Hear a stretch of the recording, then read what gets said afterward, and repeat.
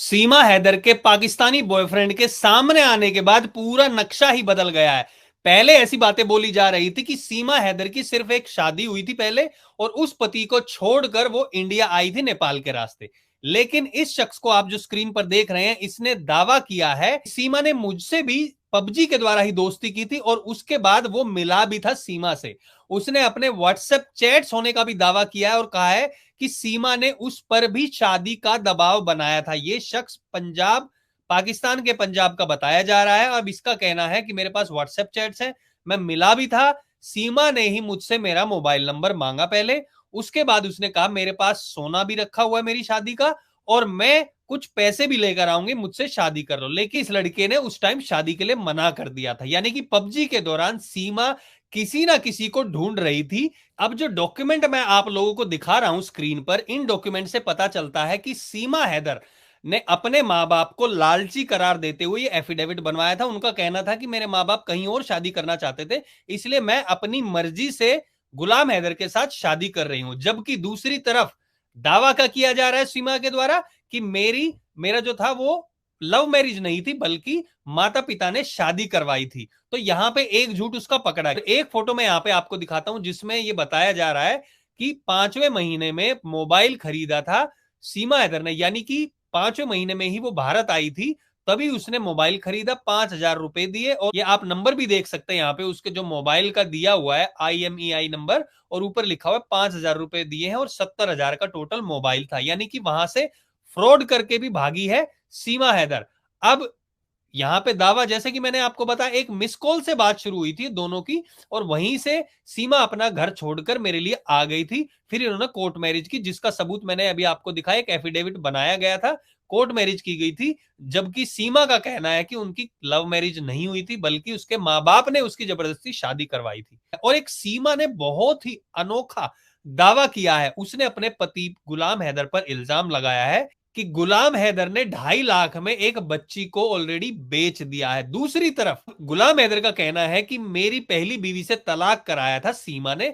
सीमा के माता पिता उसका किसी और के साथ शादी करवाना चाहते थे, लेकिन वो जबरदस्ती आकर उसके पास कहती है कि चलो हम कोर्ट मैरिज कर लेते हैं। तो पहले उनका निकाह हुआ और फिर कोर्ट मैरिज हुई।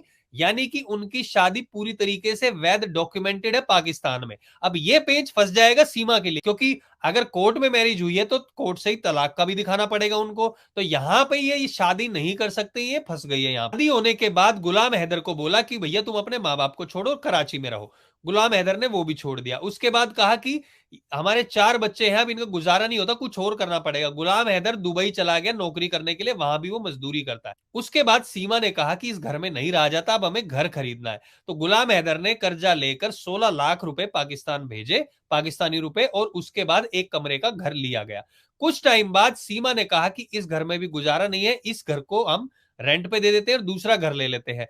यानी कि रह तो सीमा ही रही थी, तो वो घर रेंट पे दे दिया गया और दूसरे घर में किराए के मकान में सीमा रह रही थी। अब गुलाम हैदर का दावा है कि अभी कुछ टाइम पहले ही 3 लाख रुपए और भेजे थे। और सीमा का कहना है कि जब मैं पहली बार मिलने गई थी सचिन से काठमांडू, उस दौरान मैंने सचिन के ऊपर 3 लाख रुपए खर्च कर दिए। यानी कि अपनी टिकट वगैरह का, और जो वहां पे होटल में एक हफ्ते तक ये लोग रहे थे शादी करने के बाद, वहां का खर्चा, इनका कहना 3 लाख रुपए खर्च हो गए हैं। 12 लाख में ये अपना घर बेचकर इंडिया चली गई थी। ये खुद अकेली आना चाहती थी, लेकिन सचिन ने बोला तुम साथ में आओ। अब भारत में आई तो पकड़ी गई। अब उसके पास से फोन भी बरामद हुए, लेकिन फोन की कहानी कुछ और है।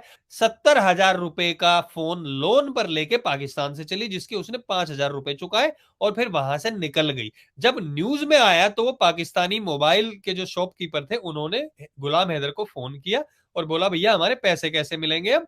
तो अब वो उनको परेशान कर रहे हैं। यानी कि सीमा ऐसा नहीं है कि सिर्फ सचिन के साथ आ गई, गुलाम को छोड़ के आ गई है। वो काफी मोबाइल फोन और बाकी चीजों का भी एक तरीके से फ्रॉड करके पाकिस्तान से भारत में आई है। अब सीमा हैदर के पाकिस्तानी बॉयफ्रेंड के सामने आने के बाद उसकी मुश्किलें और भी बढ़ गई हैं। हो सकता है आने वाले टाइम में कुछ और ऐसे निकलकर बाहर सामने आए। एक तरफ ये भी हो सकता है कि ये लोग इसको बदनाम करने के लिए कर रहे हैं, दूसरी तरफ ये भी हो सकता है जिस तरीके की जानकारियां ये बॉयफ्रेंड दे रहा है, उससे लग रहा है कि इसकी सीमा के साथ भी बात हुई थी। अब सीमा हैदर को जवाब तो देना पड़ेगा, ये जो बॉयफ्रेंड सामने आया है, जो उसने बातें कही थी कि मेरे पास जेवरात हैं, मैं घर बेच दूंगी और मैं तुम्हारे पास आ जाऊंगी। पबजी खेलते हुए महज 5 दिन के अंदर ही इस लड़के को जो आप देख रहे हैं, इसका नाम ओसामा है, इससे नंबर मांग लिया था सीमा ने और उसके बाद इनकी बातें शुरू हो गई थी। व्हाट्सएप के जरिए पहले बातें शुरू हुई, जैसे कि व्हाट्सएप के जरिए ही सचिन से भी बातें शुरू हुई थी। उसके बाद इनका मिलने का प्रोग्राम सेट हुआ, वो मिलने भी गई और मिलने के बाद सीमा ने कहा कि मैं शादी करना चाहती हूं, मेरे पास गहने भी है, मैं प्लॉट भी बेच दूंगी। मतलब सीमा को कुल मिला के या तो गुलाम हैदर से अलग होना था या फिर उसको कोई ना कोई नए पति से या फिर नए लड़के से शादी करनी थी। अब ये बात तो सीमा हैदर ही बता सकती है, इसके बारे में हम नहीं कह सकते। और सीमा को जब भी वो नेक्स्ट राउंड अप के लिए इंटरव्यू देती है बताना चाहिए, क्योंकि आपको बता दे सीमा हैदर के घर पे न्यूज एंकर्स की एक डायरी बनी हुई है कि इतने बजे इसका इंटरव्यू, इतने बजे इसका इंटरव्यू। और जिस तरीके से वो इंटरव्यू देती नजर आ रही है, बिल्कुल प्रो लग रही है। भैया हम भी वीडियो बनाते, कई बार ऐसा लगता है कि नहीं यार कहीं ठीक से बोल रहे हैं, वो बिल्कुल प्रो लग रही है। जिस तरीके से बातें कर रही है कि पूरी ट्रेनिंग के साथ भेजा गया है। एक और महत्वपूर्ण बात, उसके भाई का 2022 में ही सेना में भर्ती हुआ है वो। तो आप सोचिए क्या एक डील के तहत ऐसा किया गया है कि चल तेरे भाई को हम 2022 में अभी हम भर्ती कर लेते हैं, अब तेरा जाने का टाइम हो गया, 2 साल तूने बात कर ली सचिन से, ये पूरा ट्रैप हो गया, इसको अपने शिकंजे में ले, वहां जा किसी भी तरीके से, अगर तेरे को वापस भेजने की कोशिश की, हम यहाँ से 2-3 वीडियो चला देंगे, बोलेंगे कि भैया तू आएगी तो तेरे को मार देंगे, मानवता के आधार पर तुम्हें वहां पर एज ए रिफ्यूजी वहां पर रखा जाएगा और फिर तुम्हें हम बता देंगे कैसे कैसे क्या कांड करना है, क्या तुम्हें नरेंद्र मोदी को मारना है, अमित शाह को मारना है, किसको मारना है, मानव बमन के तुम पूरे तरीके से तैयार रहो। अब देखने वाली बात यह होगी कि हमारी एजेंसियां इसके ऊपर क्या करती है। नार्को टेस्ट कब होता है इसका, जिसमें सारी चीजें सामने निकल कर आ जाएंगी। आप लोगों से भी मेरा सवाल है, आप लोगों का क्या सोचना है कि ये जो बॉयफ्रेंड सामने आ रहा है, बाकी की चीजें सामने आ रही हैं, क्या आपको इन पे विश्वास है या आपको इन पे शक है कि ये जो लोग सामने आ रहे हैं ये सही चीजें नहीं बोल रहे हैं? आप लोगों से मैं पूछना चाहूंगा। अपने कमेंट सेक्शन में अपने विचार जरूर लिखें, इस वीडियो को लाइक और शेयर जरूर करें सब लोगों के साथ। जो पहली बार हमारे चैनल को देख रहे हैं, हमें फॉलो करें, सब्सक्राइब करें। अभी के लिए इतना ही। जय हिंद, जय भारत।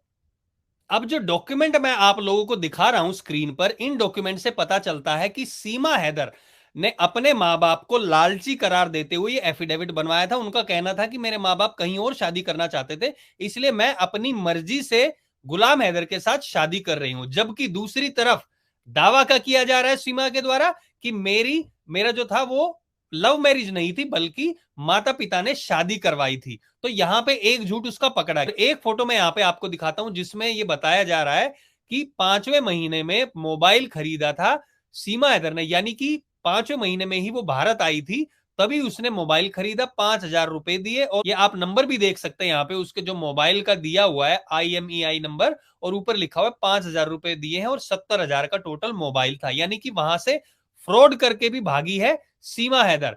अब यहां पे दावा, जैसे कि मैंने आपको बताया, एक मिस कॉल से बात शुरू हुई थी दोनों की, और वहीं से सीमा अपना घर छोड़कर मेरे लिए आ गई थी। फिर इन्होंने कोर्ट मैरिज की, जिसका सबूत मैंने अभी आपको दिखाया, एक एफिडेविट बनाया गया था, कोर्ट मैरिज की गई थी। जबकि सीमा का कहना है कि उनकी लव मैरिज नहीं हुई थी, बल्कि उसके मां बाप ने उसकी जबरदस्ती शादी करवाई थी।